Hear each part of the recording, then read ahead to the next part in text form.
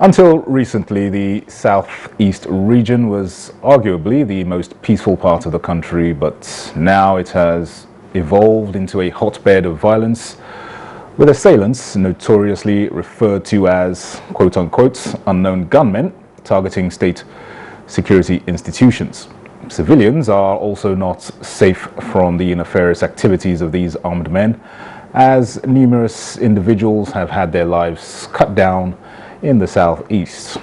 The daylight murder of Dr. Chike Akunyili, husband of the late Professor Dora Akunyili, is one of the recent cases that has raised major concerns over what is happening in the southeast. The sit-at-home order by the indigenous people of Biafra, IPOB, which denies people their freedom of movements, is another issue generating much concern among well-meaning Nigerians. Now worried about the rising cases of insecurity in the region, all Southeast governors recently sat in Enugu to seek measures to tackle the deteriorating situation. The outcome of the meeting is our focus on this edition of Nigeria Today. Welcome to the program. I'm Dennis Adigunloye.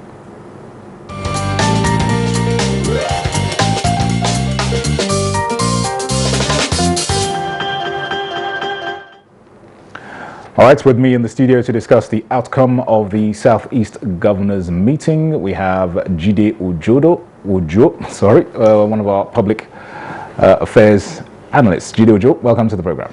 It's a pleasure. Good evening, Dennis. Yeah. Good evening, Nigerians. Yeah, my tongue got twisted saying your name there. I don't understand why, since you're a regular guest. Anyway, let's kick on. Before now, the Southeast region was known for its peace and industry. The recent violent crimes in the region has left many wondering what has gone wrong. Just give us your take on how things have escalated to this point.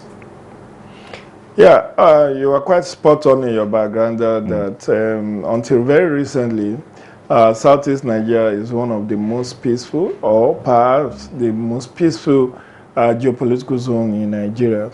But that is on a comparative basis.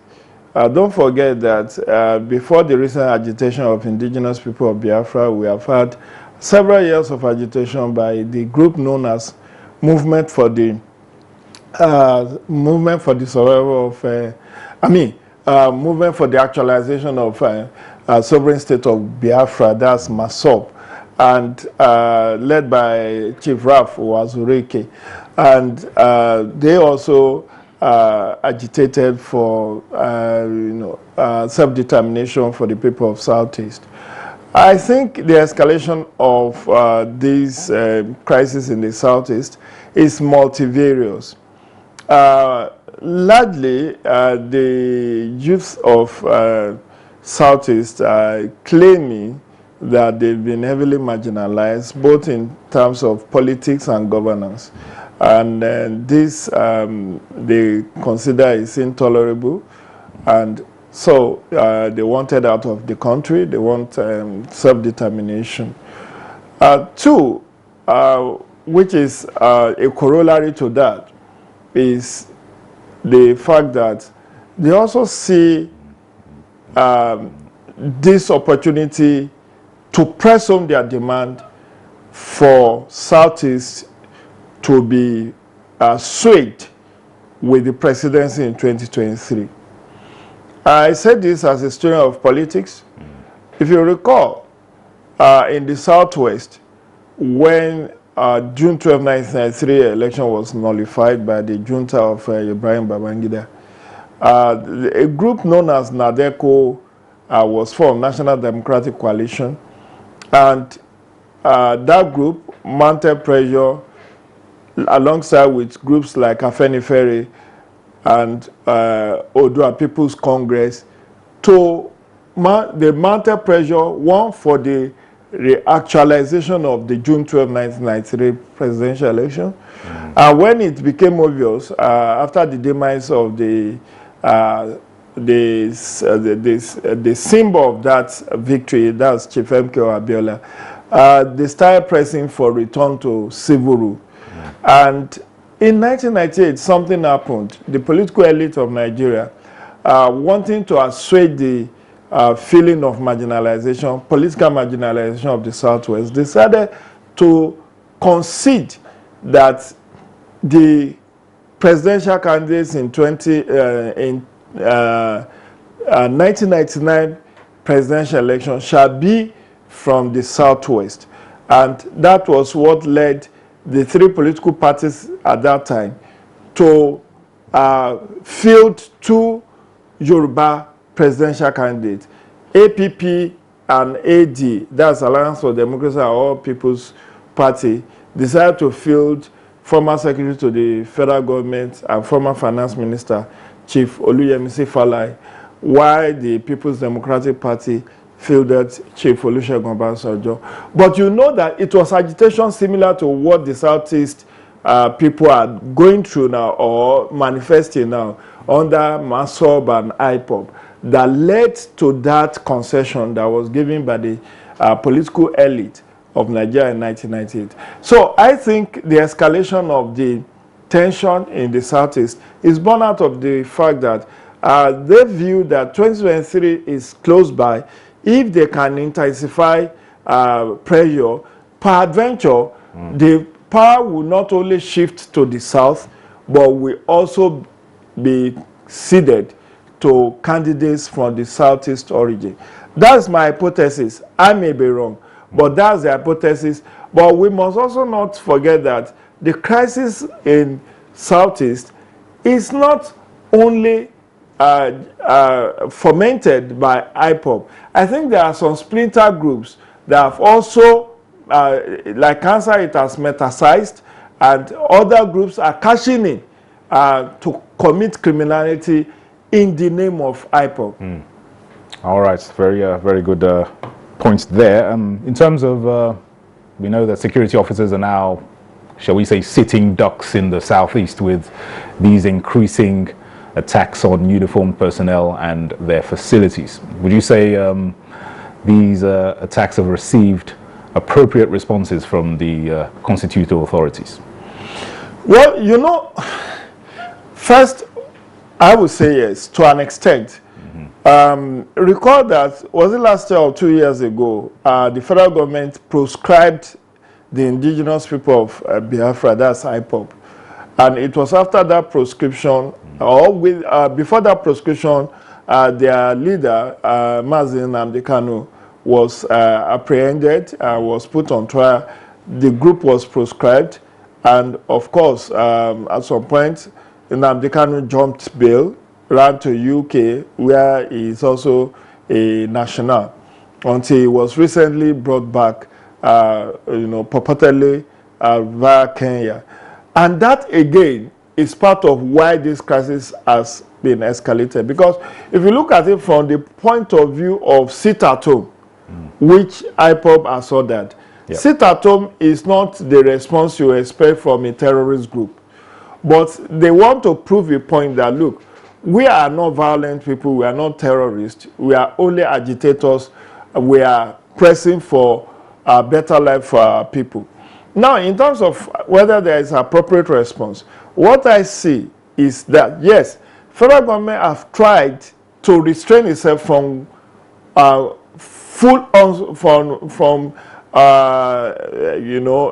using maximum force. Because even with the restraint of the federal government, a lot of accusations have been leveled against the security agents that they've abducted, they've killed, they've made a lot of IPOB sympathizers and loyalists. And that in itself shows that unless the federal government or the state shows restraint, it could be ascribed that they are trying to commit genocide against a particular ethnic group. And that's why I said, yes, we have not seen maximum force used, but it is for a purpose. Because if there is a maximum force and thousands of Igbos are murdered today, then the sympathy will be that the specter of the 1967 to 70 civil rule has resurrected like Sphinx, and that the government of Nigeria is on a vengeful mission to wipe out the Igbos. That would be the outcry. So the federal government has shown restraint.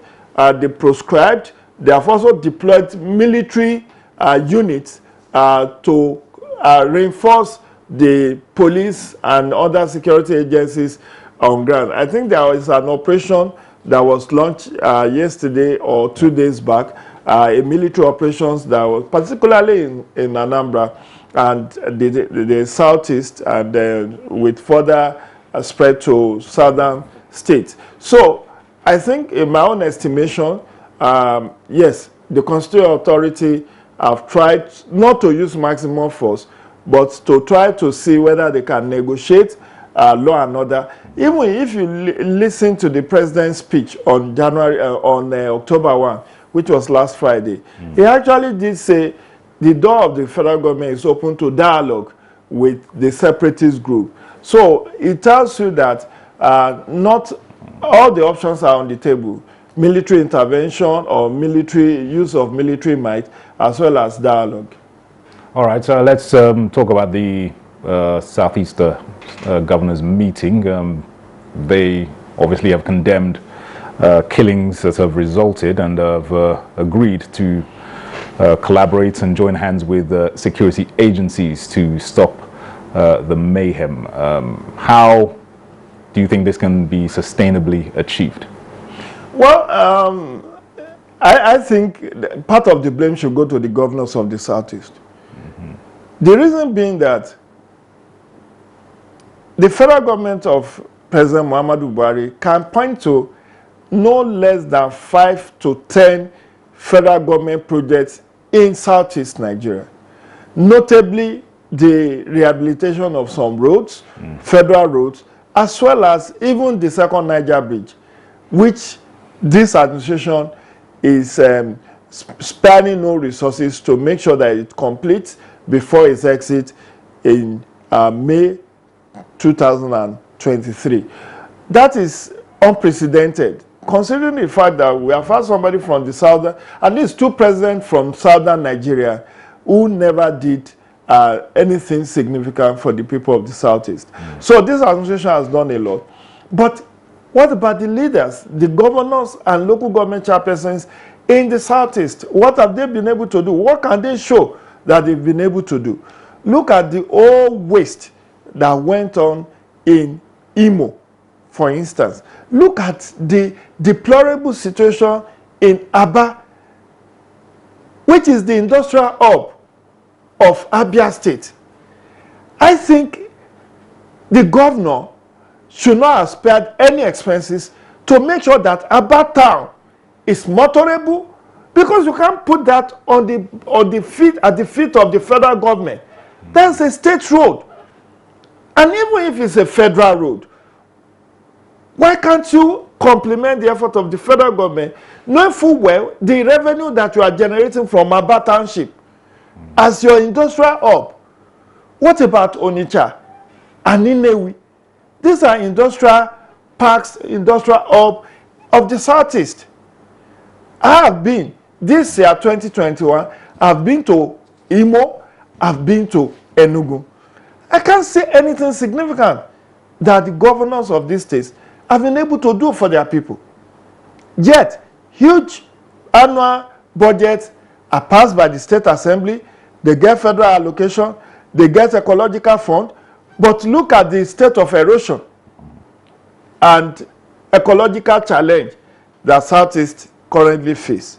So, while I'm not saying that the youth or the people of Southeast should not hold federal government to account, but I think closer to them are their governors, are their local government chairpersons. They run local government elections. What have been the contribution and impact of the chairmen and councillors of their respective local governments? What has been the impact of the state governors and their cabinet? And so on and so forth. So while it may be convenient to blame the federal government for marginalization and neglect, and which I've spoken out very vehemently against, issue of marginalization in terms of appointment, particularly amongst the security chiefs, and other federal appointments, yes, that can be addressed. Tomorrow, the president can, by stroke of pen, appoint people as deemed necessary. But what about in terms of projects and programs? What impact can we say the 5 state governors of the Southeast have been able to make on their people? So that accountability should not be limited. And this was reflected in the president's speech, you recall, last Friday, where he said, to so many Nigerians, government in Nigeria is all about federal. But there are also state and local government. And I am of the considered view that accountability should cut across. It should be both vertical and horizontal. Vertical from federal to state to local government, and horizontally from executive to legislature to judiciary. That's when we can promote good governance. Very, very, very good points there. All right, let's take a breather now. The program continues in a moment. You're on to Nigeria Today. Stay with us. We'll be back right after this break.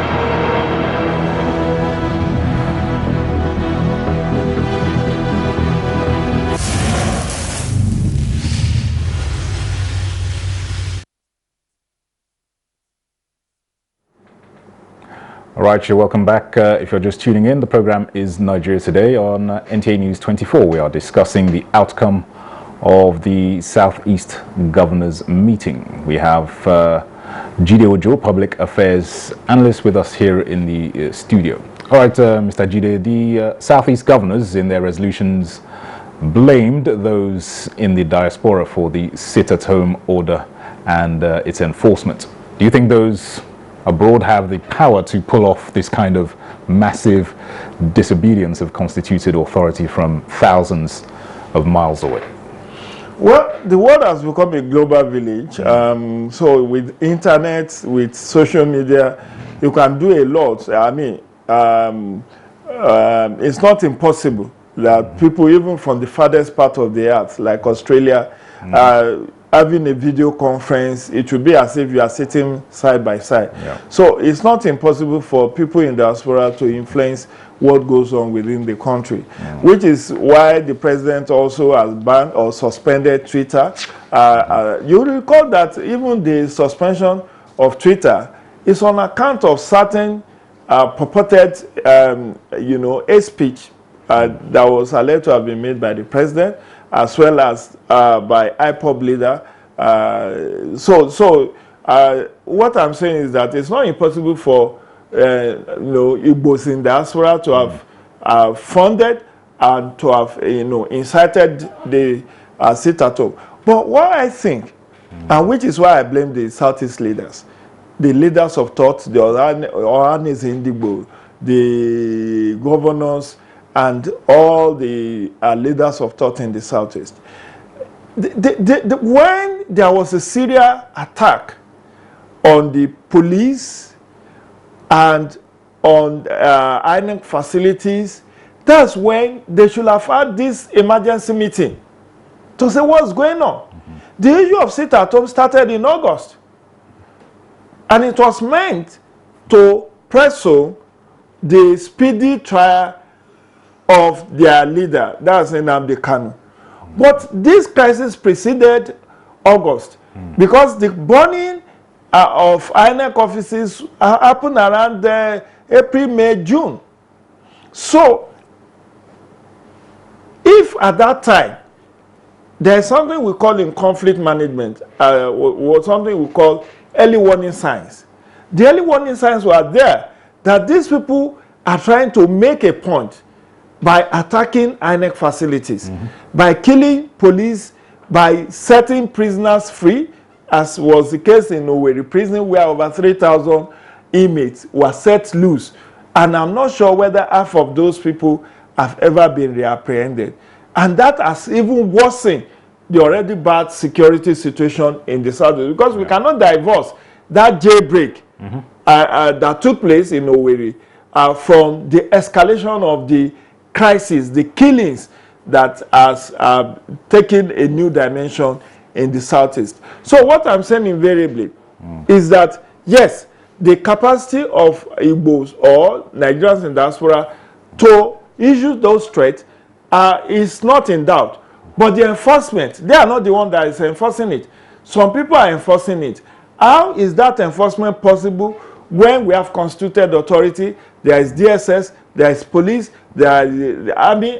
I know 82 Div, 82 division of the Nigerian Army is in Enugu. So all of these should have been nipped in the bud, because in conflict mapping, you should know the threat and the trends of this threat.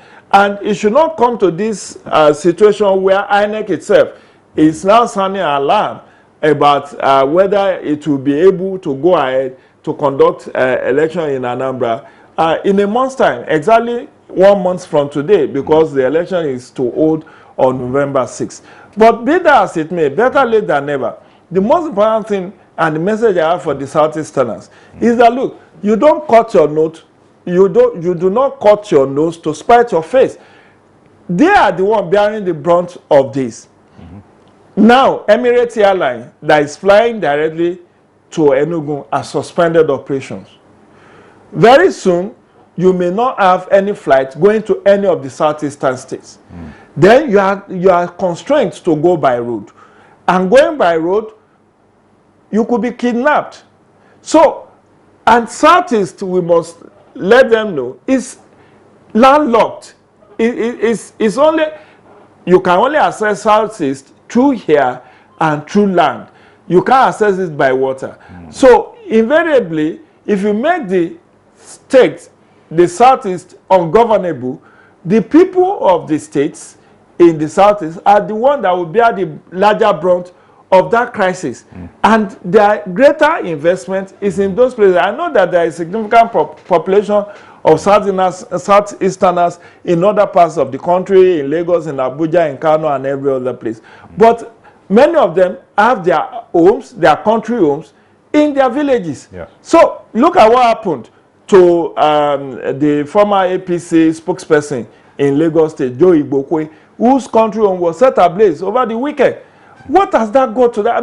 How do you want that person to now say in December this year, I want to bring my family home, or that there is an event in which I want my family? So if the Igbos in diaspora who are already looking forward to coming home for Christmas and New Year celebration, if they are monitoring the situation, would they come? If they come, would they be able to visit their country homes? So we need to de-escalate this whole crisis and note that Igbos are the most industrialized, most entrepreneurial set of Nigerians I've ever met. They do not rely on government. They don't rely on government patronage. They are wealth creators. And who wants to go to that place when it's in crisis to go and make purchases or to go and get supplies? So I think it's time for Igbo leaders. I support the leaders who have said, look, from this time henceforth, going forward, we will not allow any sit at home, but they need to work collaboratively with federal security agencies to actually enforce that there is free movement of persons and goods without any reprisal attack from any of those miscreants. Sure. So many challenges. We certainly hope that they can be resolved sooner rather than later. Jide Ojo, Public Affairs Analyst, many thanks for sharing your perspectives on this very serious matter with us. As usual, thanks for being with us on the program. Thank you. Always a pleasure. Do have a great day. All right, and thanks to you out there for watching. Nigeria Today is live at 7:30 in the evenings on the weekdays. Also join us on youtube.com/NTA News 24 Hub to watch this and other editions. I'm Dennis Adignoy. Thanks for your time.